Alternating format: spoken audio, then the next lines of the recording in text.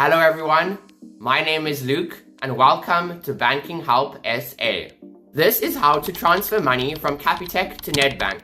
Watch until the end so you do not miss any steps. If your app layout looks slightly different after an update, the steps are still the same. Just follow along and look for the same options. Start by opening the Capitec app and signing into your account. From the home screen, tap Transact at the bottom of the screen.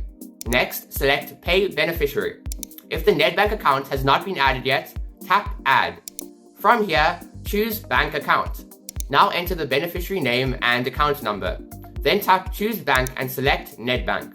You can also use the search option at the top to find Nedbank more quickly. After that, complete any remaining details and tap Add at the bottom. If you are transferring money to your own Nedbank account, simply add your Nedbank account as the beneficiary. Once the beneficiary has been added, return to the beneficiary list and select it. Now enter the amount of money that you would like to transfer. You can also update the payment reference or notification settings if needed. When everything looks correct, tap Pay or choose Immediate Payments if you want the funds to reflect sooner.